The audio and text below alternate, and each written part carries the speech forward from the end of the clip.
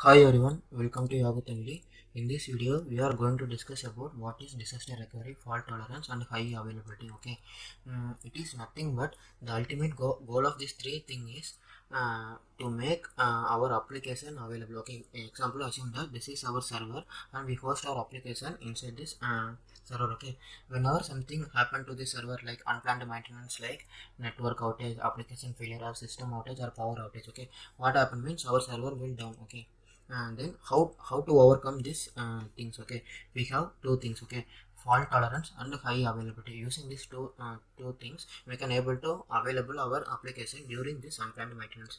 And also we have natural disaster like earthquake, tsunami, flood. Okay, it is not happen to the particular server, it is happen to the entire building. Okay, assume that this is our data center. Okay, inside the data center we have multiple servers. Okay, once the tsunami something happen came and makes our entire data center down. Okay, then how to overcome from this kind of downtime. Okay, we have disaster recovery. Okay, we will see one by one. First we will see disaster recovery, how to overcome the entire data center failure, we will see here.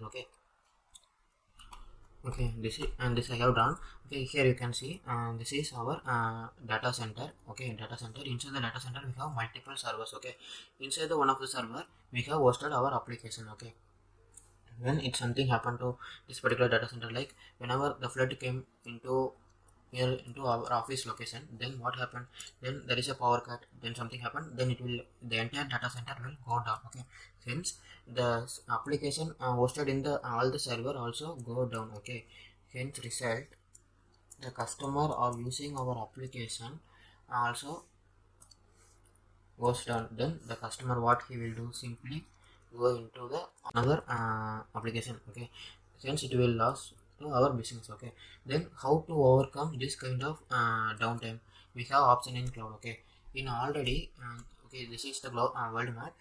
If you see Microsoft, I already told we have more than 160 plus data centers. Okay, this is the blue dot is the nothing but regions. Okay, in each region we have multiple data centers. Okay, what we will do means to overcome this kind of issue.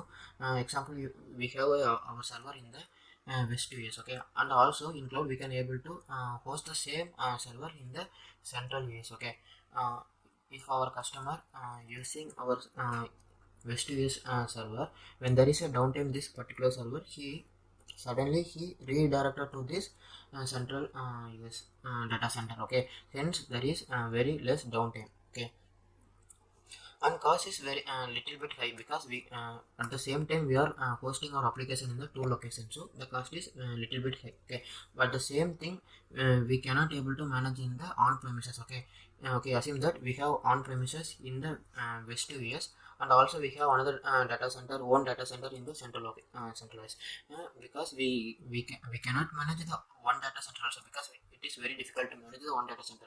And if this particular disaster recovery, if you want to manage the two data center, then it will be very difficult task, the cost also very high. So most of the company is not preparing this kind of disaster recovery by using on premises, because in if you take cloud, they already they are have so many data centers. Okay, pre-built. Okay, we simply host our application. Okay, we are not going to maintain the hardware. Okay, then this is the best choice to overcome this kind of natural disaster. Okay, disaster recovery help to overcome the natural disaster. Okay, if you see the fault tolerance. Okay, and the fault tolerance is ability to remain available and keep running during component service failures. Okay, component service failure. Okay, if you not understand now, okay, you simply I will solve with one example.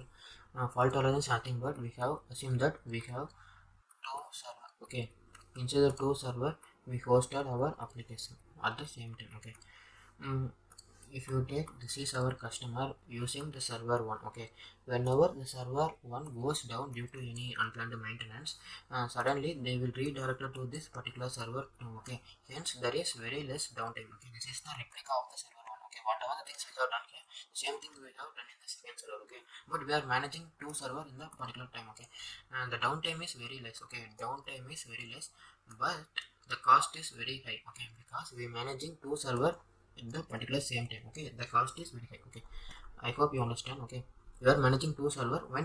Whenever one server goes down, we simply our request go to the second server. This is fault tolerance. Okay, I told already the cost is very high because we are managing two server at the time. Whenever the server one down, we can able to access the server two. Okay, hence we can still our application is available. Recovery time is very less. Okay, I told now.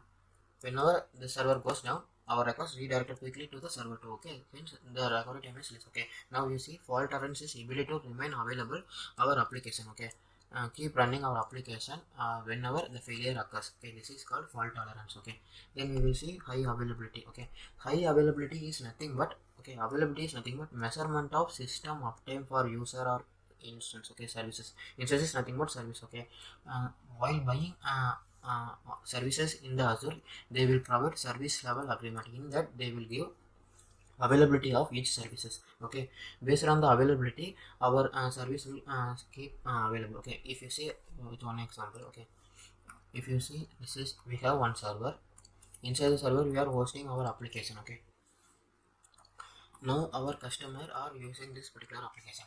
Okay, when suddenly due to unplanned maintenance our server goes down, then the cloud provider what they will do means then only they will spin up new virtual machine. Okay, new machine, and then only they will host this server. Okay, then when host the server, then they will redirect this customer. Okay, this customer request to this particular server. Okay, hence it will take some time. Okay, the downtime is somewhat high. Okay, downtime is high because whenever the outage to this particular server one, then only they are spin up into the second virtual machine. Hence it will take some time. Okay, hence the downtime is high, but the cost is very less because at that time we are managing only one server, right?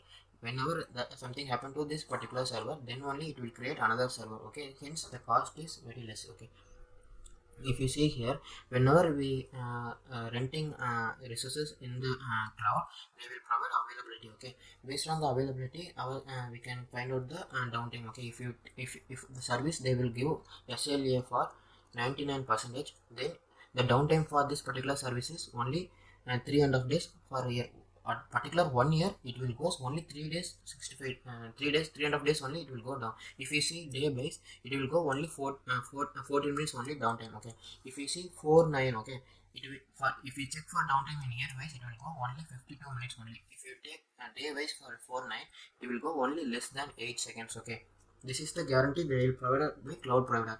Okay, in such case, if the downtime is increase more than the specified downtime, then the cloud will what they will do means they will return the amount. Okay, they will give return the amount. Mostly it will not happen. Something happen like this, then they will automatically spin up the new server and deploy our application here. Okay, even though our service got more downtime than the specified downtime, then they will return the cost. Okay, but sure guys, mostly it will not happen. Okay, the mostly this downtime, the specified downtime is there now, but more than less than this downtime only it will happen. Okay, yeah guys, this is about today's video. Okay, we have learned how to overcome our application downtime during this kind of issue like network outage, application or power outage or natural disaster. Yeah guys, we will see in the next video. Okay, thank you.